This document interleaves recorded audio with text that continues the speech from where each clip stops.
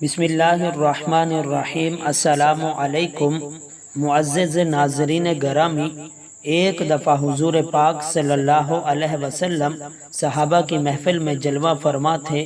ایک شخص حاضر ہوا اور عرض کرنے لگا، یا رسول اللہ، کوئی ایسا مومن بھی ہے جو جہنم میں رہے گا؟ حضور پاک فرمانے لگے، ہاں، ایک شخص ایسا ہوگا جو جہنم کی گہرائی میں 1000 سال رہے گا اور مسلسل اونچی آواز سے پکارتا رہے گا، یا حنان یا منان۔ ایک دن وہ اس قدر اونچی آواز میں پکارے گا، یا حنان یا منان، کہ حضرت جبرائیل علیہ السلام جہنم کے قریب سے گزرتے ہوئے اسے سن لیں گے۔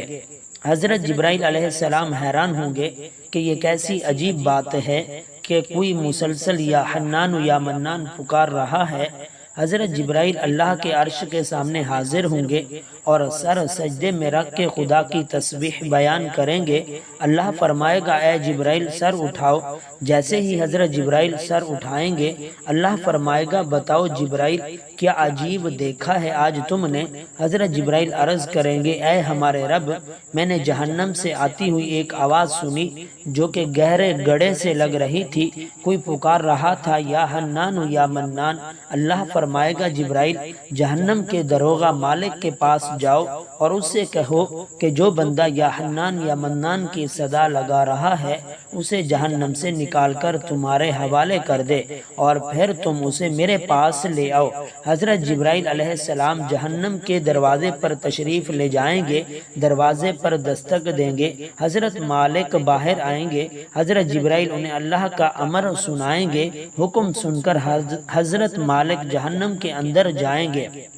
ہمارے پیارے آقا صلی اللہ علیہ وسلم نے فرمایا، جیسے ماں اپنے بچے کو پہچانتی ہے، بالکل اسی طرح حضرت مالک جہنم کو پہچانتے ہیں۔ اس کے باوجود آپ یا حنان یا منان کہنے والے شخص کو تلاش نہیں کر پائیں گے، واپس تشریف لائیں گے۔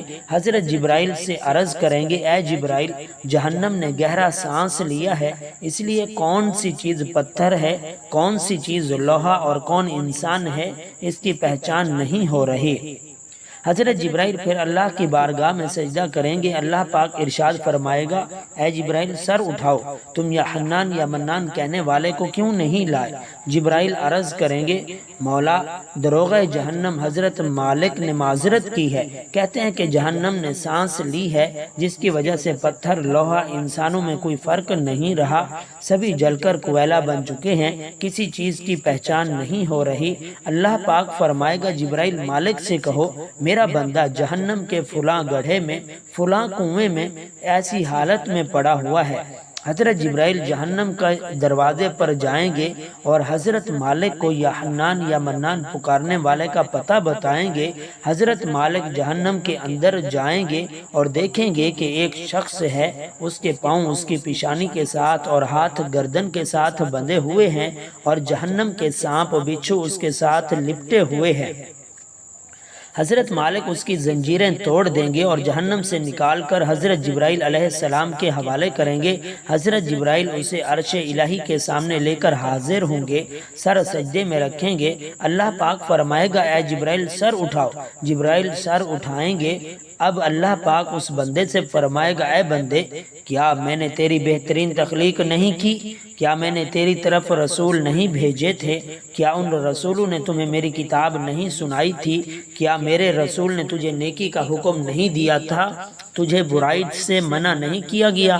وہ بندہ ساری باتوں کو مانے گا، اقرار کرے گا، یا اللہ، تو نے میری بہت اعلیٰ تخلیق فرمائی، تیرے رسول بھی تشریف لائے، انہوں نے تیرے احکام بھی سنائے۔ اللہ پاک فرمائے گا، پھر تو نے فلاں فلاں گناہ کیوں کیے؟ وہ عرض کرے گا، یا اللہ، میں نے اپنی جان پر ظلم کیا جس کی سزا مجھے جہنم میں ڈال دیا گیا، اے اللہ، اس کے باوجود میری امید نہیں ٹوٹی، مجھے تیری رحمت سے امید تھی، اسی لیے میں یا حنان یا منان پکارتا رہا۔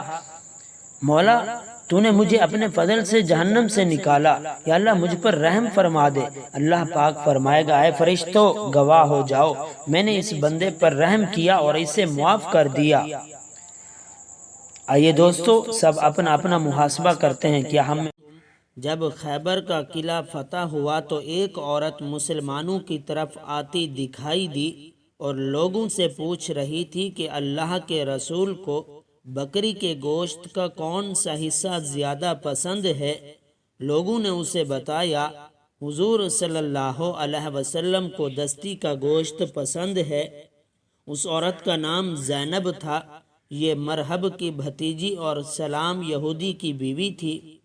یہ بات معلوم کرنے کے بعد وہ واپس لوٹ گئی۔ اس نے ایک بکری کو ذبح کیا، پھر اس کو بھونا اور اس کے دستی والے حصے میں زہر ملا دیا۔ آپ مغرب کی نماز پڑھ کر واپس تشریف لائے تو اس عورت کو منتظر پایا۔ آپ نے اس سے آنے کا سبب پوچھا تو وہ بولی، اے ابو القاسم، میں آپ کے لیے ہدیہ لائی ہوں۔ حضور صلی اللہ علیہ وسلم کے حکم پر اس کا ہدیہ لے لیا گیا اور آپ کے سامنے رکھ دیا گیا۔ اس وقت وہاں بشر بن برہ رضی اللہ تعالی عنہ بھی موجود تھے۔ آپ نے صحابہ سے فرمایا، قریب آ جاؤ۔ پھر آپ نے دستی سے کھانا شروع فرمایا۔ آپ کے ساتھ ہی حضرت بشر بن برہ رضی اللہ تعالی عنہ نے بھی دستی سے گوشت کا لقمہ منہ میں ڈال لیا اور اسے نگل گئے۔ جبکہ حضور نے ابھی لقمہ صرف منہ میں ڈالا تھا، دوسرے لوگوں نے دوسری جگہوں سے لقمہ لیا۔ جو ہی حضور نے لقمہ منہ میں ڈالا فوراً اگل دیا اور فرمایا، ہاتھ روک لو، یہ گوشت مجھے بتا رہا ہے کہ اس میں زہر ہے۔ اس وقت بشر بن برہ رضی اللہ تعالی عنہ نے عرض کیا، اے اللہ کے رسول صلی اللہ علیہ وسلم، قسم ہے اس ذات کی جس کے قبضے میں میری جان ہے، جو لقمہ میں نے کھایا تھا اس میں مجھے کچھ محسوس ہوا تھا، لیکن میں نے اس کو صرف اس لیے نہیں اگلا کہ آپ کا کھانا خراب ہوگا۔ پھر جب آپ نے اپنا لقمہ اگل دیا تو مجھے اپنے سے زیادہ آپ کا خیال آیا اور مجھے خوشی ہوئی کہ آپ نے اس کو اگل دیا۔ اس کے بعد ان کا رنگ نیلا ہو گیا۔ وہ 1 سال تک اس زہر کے زیر اثر رہے اور اس کے بعد فوت ہو گئے۔ حضور صلی اللہ علیہ وسلم نے اس یہودی عورت کو بلوایا اور اس سے پوچھا کہ تو نے بکری کے گوشت میں زہر ملایا تھا؟ اس نے کہا، آپ کو یہ بات کس نے بتائی؟ آپ صلی اللہ علیہ وسلم نے ارشاد فرمایا، مجھے گوشت کے اس ٹکڑے نے یہ بات بتائی جو میں نے منہ میں رکھا تھا۔ اس نے اقرار کیا، ہاں میں نے زہر ملایا تھا۔ تب آپ نے اس سے پوچھا، تم نے ایسا کیوں کیا؟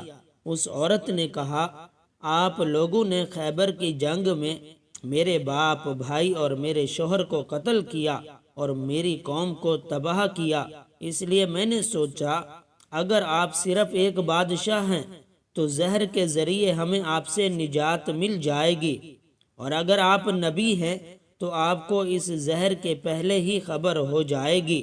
اس کا جواب سن کر آپ نے اسے معاف فرما دیا، کیونکہ آپ اپنی ذات کے لیے کسی سے بدلہ نہیں لیتے تھے۔ البتہ مسلمانوں کو کوئی نقصان پہنچاتا تو اس سے ضرور بدلہ لیتے۔ جہاں تک حضرت بشر بن برہ کی بات تھی تو وہ اس وقت فوت نہیں ہوئے تھے، لیکن جب بعد میں زہر سے ان کی موت واقع ہو گئی تو اس وقت آپ نے اس عورت زینب کو بدلے میں قتل کروا دیا تھا۔